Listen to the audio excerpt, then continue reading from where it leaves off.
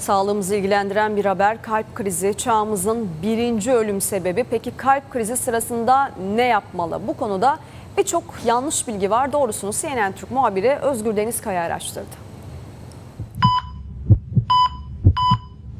Eğer kravat vesaire ya da kapalıysa yakası açılmalı. Bir hap var. Ben aldım, kullanıyorum mesela.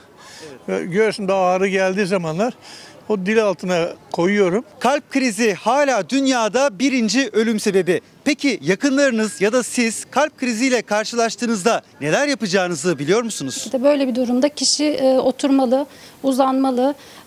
Mümkünse üzerinde kendini sıkan kıyafetleri, kravatı, gömleği varsa onları biraz gevşetmeli. Hemen 112'yi aramalı ve yardım beklemelidir. Kapalı bir ortamdaysa pencereyi ya da kapıyı açarak oksijen girişini artırabilir.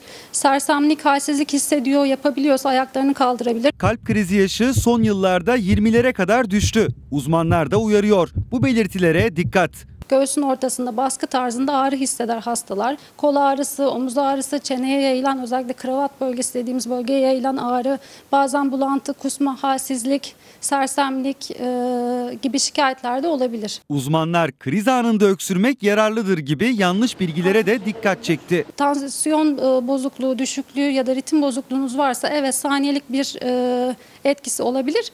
Ancak bunun kesinlikle tedavi edici olduğunu düşünerek bununla tekrarlayarak, öksürerek zaman kaybetmemekte fayda vardır. Yine sosyal medyada çokça bahsedilen bir bardak suya bir kaşık kırmızı biber atılması. Bunun uyarıcı olarak kalbi tekrar kendine getireceği söylenmekte. Ancak bu kesinlikle yanlış bir bilgi. Kalbimiz için günde 30 dakikalık yürüyüşler çok önemli. Peki beslenme nasıl olmalı? Sağlıklı beslenmek derken artık dengeli besinler, meyveler, sebzeler, bakliyatlar, kuru yemişler daha ön planda olmalıdır. Kırmızı et yağsız tarafından tercih edilebilir hastalar tarafından.